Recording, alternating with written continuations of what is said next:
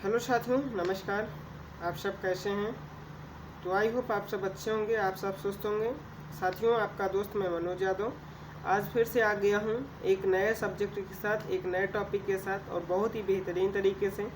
ये BSc third year का part number 3 chapter first है, यानी पॉल्यूशन।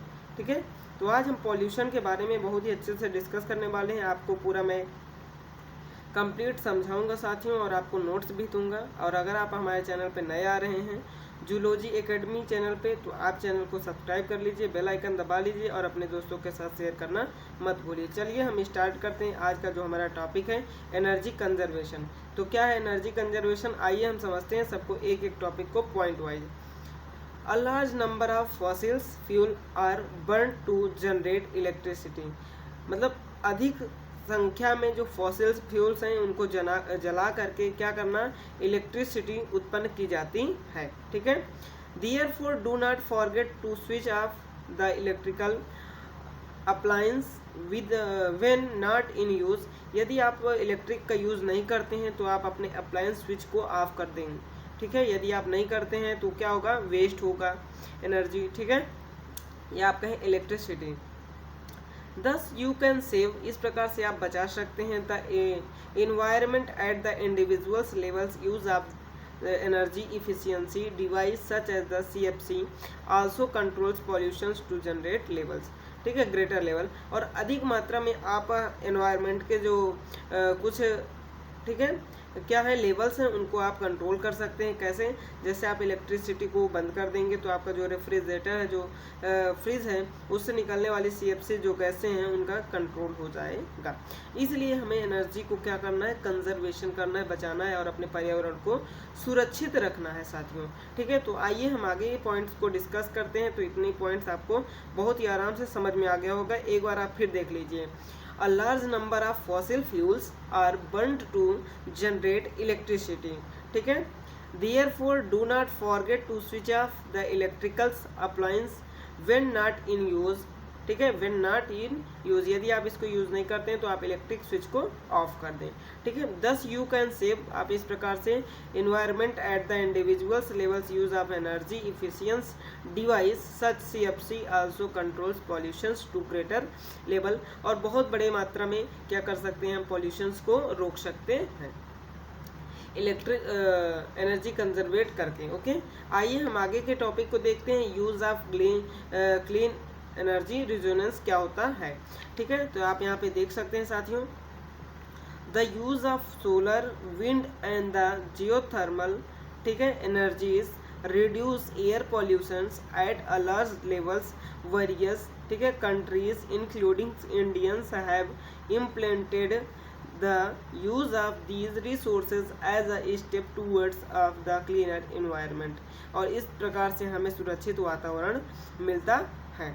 ठीक है, आइए हम अगर अगले पॉइंट्स की बात करते हैं। Other air pollution controls measures including, तो एयर पॉल्यूशन को कैसे कंट्रोल किया जाता है उसके बहुत ही इंपॉर्टेंट पॉइंट्स यहाँ पे हम लोग डिस्कस करने वाले हैं। तो चलिए पहले पॉइंट्स को हम देखते हैं। यहाँ पे आप देख सकते हैं, by minimizing and reducing the use of fire and fire product। ठीक है, जो आग है या आग से बने प्रोडक्ट को हम बहुत ही कम मात्रा में यूज़ करके क्या कर सकते हैं, एयर पोल्यूशन को रोक सकते हैं, कंट्रोल कर सकते हैं।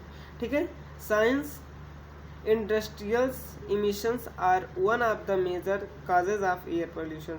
और जो फैक्ट्रियाँ हैं उनसे निकलने वाले धुएं से भी हम क्या कर सकते हैं, अगर उस इंडस्ट्री को जो चिमनियाँ हैं उनको और ऊपर बनाया जाए तो उससे हमारा एयर पोल्यूशन कंट्रोल हो सकता है काफ़ी हद तक।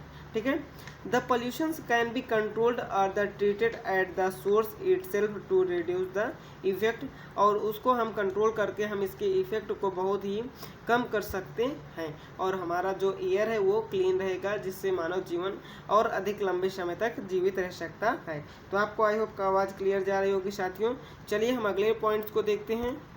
तो यहाँ पे आप देख सकते हैं, for examples, if the reactions of the certain raw materials yield a pollutant, then the raw materials can be submission, ठीक है, substitutions with other less polluting materials।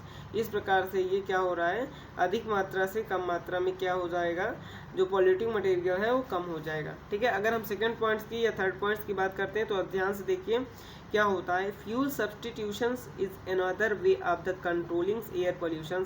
Fuel substitution से हम दूसरे तरीके से क्या कर सकते हैं, एयर पोल्यूशन को कंट्रोल कर सकते हैं। तो आप यहाँ पे ध्यान से देखिए, सभी को पूरा क्लियर दिखेगा। अगर हम अगले पॉइंट्स की देखते हैं, इसी में इन मैनी पार्ट्स इंडिया, ठीक है, petrol and diesels are being replaced by CNG compressed natural gas, जिसे कहते हैं फ्यूल्ड व्हीकल्स। ठीक है, these are mostly adopted by vehicles that are not fully operating with the ideals emissions engine. ठीक है, इस तरीके से ये क्या होते हैं, आइडियल इमिशंस इंजन्स, इनके साथ क्या करते हैं, ऑपरेट करते हैं। ठीक है, अगर हम फोर्थ पॉइंट की बात करते हैं तो आप यहाँ पे देख सकते हैं फोर्थ पॉइंट क्या कह रहा है। Although there are many particles in India which focus on the repairing the equality of air, most of them are either forgotten or not being enforced properly. There are still a lot of the vehicles on roads which have not been tested for vehicles emissions। और जो गाड़ी से निकलने वाले धुएं हैं उनको test करवा के आप क्या करते हैं, एयर पोल्यूशंस को कम कर सकते हैं। ठीक है, यानी आपके जो गाड़ी है, जो वाहन है, व्हीकल्स हैं, उनसे निकलने वाले धुएं को क्या करके साथियों टेस्टिंग करवा करके आप एयर पोल्यूशंस को कम कर सकते हैं। आइए हम पांचवें पॉइंट्स की अगर बात करते हैं, अनदर वे, और कोई अगर रास्ता है आपके पास कंट्रोल करने का एयर पोल्यूशंस को, तो क्या हो सकता है, by industries to it the modify and the maintenance existing equipment. ठीक है, उस चिमनियों से निकलने वाले धुएं को एक अच्छे रास्ते से, एक अच्छे इक्विपमेंट्स, एक अच्छे यंत्र के माध्यम से या विधि के माध्यम से उनके जो धुएं हैं उनको और ऊपर तक क्या कर सकते हैं साथियों, ऊपर इमिट कर सकते हैं, निकाल सकते हैं इमिशन, जिससे हमारा क्या होता है, पॉल्यूटेंट्स इज द मिनिमाइज्ड, और जो प्रदूषण है वो प्रदूषण के कारण है वो कम हो सकते हैं। इस तरीके से हमें अलग अलग तरीके से क्या करना है, कंट्रोल करना है। आइए साथियों अब हम यहाँ पे देखते हैं प्राइमरी पोल्यूशन क्या होता है। The pollutions that directly cause air pollutions are known as the primary pollutions. वह पॉल्यूशंस जो डायरेक्ट एयर के कांटेक्ट में आकर के एयर पॉल्यूशंस काज करता है, तो इस प्रकार के पॉल्यूशंस को एयर पॉल्यूशन कहते हैं। ठीक है, जैसे sulphur dioxides emit from the factories in the primary pollutions. जो हमारा सल्फर डाइऑक्साइड है ये प्राइमरी पॉल्यूशंस के एग्जांपल्स हैं। अब आइए हम बात करते हैं सेकेंडरी पॉल्यूशंस क्या होता है। The pollutions formed by the interminglings and the reactions of the primary pollutions are known as the secondary pollutions। मतलब पॉल्यूशंस फॉर्म होता है किसी एक माध्यम के द्वारा और वह जा करके यदि प्राइमरी पॉल्यूशंस के साथ रिएक्शन करता है तो वह क्या बनाएगा साथियों, वह बनाएगा आपका सेकेंडरी पॉल्यूशन। क्या बनाएगा, सेकेंडरी पॉल्यूशन। आइए हम आगे देखते हैं जैसे क्या होता है सेकेंडरी पॉल्यूशन के एग्जांपल यदि हम लेते हैं तो स्मॉग हो जाएगा। क्या हो जाएगा, स्मॉग हो जाएगा। Found by the intermingling smoke and fog is secondary pollution. ठीक है, तो यहाँ पे आप स्मॉग देख सकते हैं, आप एग्जांपल में लिख सकते हैं smog is a secondary pollution. Okay, आइए हम देखते हैं cause of air pollutions. Air pollutions के कौन कौन से ऐसे फंक्शंस जो काज कर सकते हैं एयर पॉल्यूशंस को, आप यहाँ पे देख सकते हैं अच्छे से। अब इसको समझते हैं, चलिए। Followings are the important causes of air pollutions. ठीक है, पहला है burning of the fossil fuels. Fossil fuels को क्या कर सकते हैं, जला करके क्या होता है साथियों, एयर पॉल्यूशन काज होता है। The consumptions of the fossil fuels emits a large amount of sulfur dioxide to monoxide released by the incomplete combustions of the fossil fuels are resumed pollutions। और क्या हो सकता है साथियों, इससे हमारा क्या हो सकता है, जो एयर पोल्यूशन है वो बढ़ जाएगा।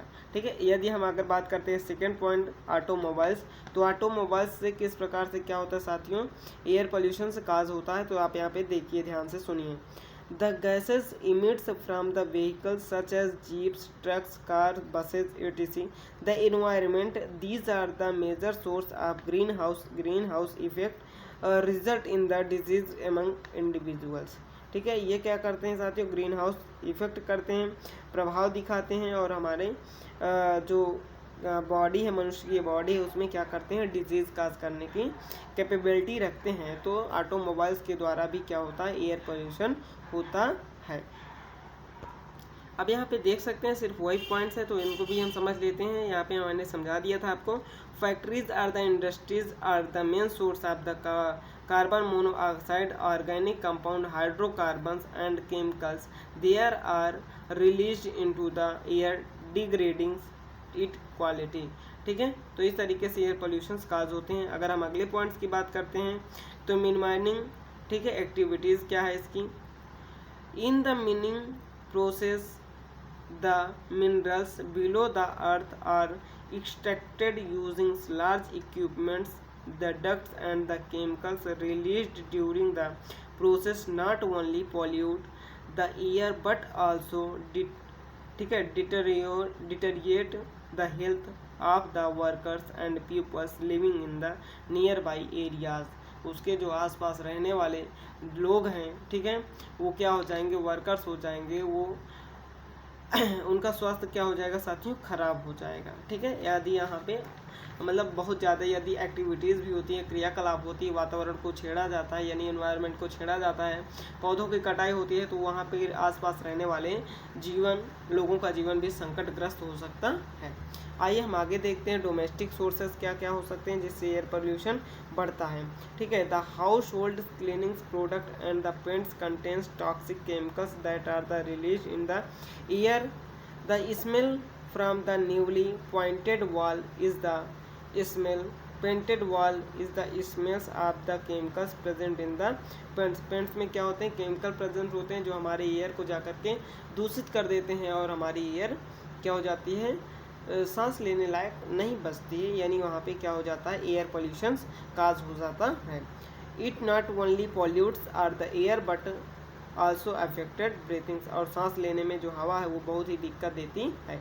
तो इफेक्ट ऑफ एयर पोल्यूशन क्या क्या हो सकता है, डिजीज़ हो सकता है, ग्लोबल वार्मिंग हो सकता है। इस तरीके से यहाँ पे हम देख सकते हैं एयर पोल्यूशन की अब डिफिनेशन क्या होती है। फिर आगे हम थोड़ा सा इसमें डिस्कस करेंगे, और इस वीडियो को हम इतना ही रखेंगे क्योंकि नेक्स्ट वीडियो में हम मिलेंगे तो आपको बहुत सारी और ढेर सारी जानकारी देंगे, आपको नोट्स देंगे और समझाएंगे आपको। तब तक आप चैनल को सब्सक्राइब कर लीजिए, अपने दोस्तों के साथ शेयर कर दीजिए। कम से कम इसमें 50 लाइक तो मिलने चाहिए साथियों। ठीक है, कितने 50 लाइक तो मिलने चाहिए, और वीडियो को पूरा देखिए, मैंने पहले कहा भी। देखिए एयर पोल्यूशन क्या होता है, air pollution is the release of pollutant such as the gases, particles, biological molecules etc into the air that are the harmful to human health and environment। मतलब ऐसे जो क्या है पॉल्यूटेंट्स हैं जो एयर में जा करके मिल जाते हैं बायोलॉजिकल मॉलिक्यूल्स में, और क्या करते हैं, एयर को हार्मफुल बना देते हैं, और जो लोग हैं या जो मनुष्य हैं उनके हेल्थ को भी क्या कर देते हैं, अफेक्ट कर देते हैं, और वायुमंडल को भी इफेक्ट कर देते हैं। तो इस प्रकार के पॉल्यूशन को एयर पोल्यूशन कहा जाता है। व्हाट इज़ पोल्यूशन, पोल्यूशन क्या है, तो आप यहाँ पे पोल्यूशन के डेफिनेशन अच्छे से देख सकते हैं और समझ सकते हैं, और इसको लिखने की कोशिश करिएगा साथियों। ठीक है, तो मैं समझा देता हूँ यहाँ पे, आप इसको नोट कर लीजिएगा। ठीक है, air pollution refers to any physicals, chemicals और biological change in the air. यदि एयर पोल्यूशन को अगर हम रेफर्स में देखा जाए, एयर पोल्यूशन के रेफर्स में यदि फिजिकल, केमिकल और बायोलॉजिकल चेंज होता है किसमें, एयर में, it is the contaminating by the air of the harmful gases. किसके द्वारा, हार्मफुल गैसों के द्वारा। यदि एयर में कुछ हेरा फेरी होता है तो वहाँ पे क्या होता है, पोल्यूशन बनता है, पोल्यूशन होता है, स्टार्ट होता है। Dust and smoke which affects the plants, animals and humans drastically. और जो स्मोक है वो क्या करता है साथियों, पौधों को, जानवरों को और मानव को बहुत ही दूषित करता है। ठीक है, There is the certain percentage of gases in the atmosphere and increasing or decreasing in the compositions of these gases are harmful to survival. This imbalance in the gaseous compositions has resulted in the increasing is earth temperatures which is known as the global warming। और जिससे जो गैसें हैं उनके हेर फेर होता है, बदलाव होता है तो इस प्रकार से साथियों ग्लोबल वार्मिंग के केसेस बढ़ जाते हैं और जो अर्थ है उसका टेम्परेचर बढ़ जाता है तो ग्लोबल वार्मिंग हो जाती है। तो इस तरीके से आपको ये पूरा क्लियर दिख रहा होगा साथियों, आप यहाँ पे देख सकते हैं। अब आइए हम बात करते हैं टाइप्स ऑफ एयर पोल्यूशन कितने प्रकार के होते हैं। मैंने आपको बता दिया था टाइप्स ऑफ एयर पोल्यूशन 2 प्रकार के होते हैं, primary air pollution, secondary air pollution. अगर हम बात करते हैं प्राइमरी एयर पोल्यूशन का तो प्राइमरी एयर पोल्यूशन के सामने आप देख सकते थे सल्फर डाइऑक्साइड हो जाएगा, और अगर सेकेंडरी की बात करते हैं तो स्मोक हो जाएगा। क्या हो जाएगा? स्मोक हो जाएगा। तो इस तरह से ये वीडियो था साथियों, आपके लिए बहुत ही खास वीडियो है, और आप सभी लोग जुड़ करके चैनल को ज़्यादा से ज़्यादा सब्सक्राइब करिए, बेल आइकन दबा लीजिए और अपने दोस्तों के साथ साथ शेयर कर दीजिए और सब्सक्राइब करना मत भूलिए। Thank you. जय हिंद, जय भारत।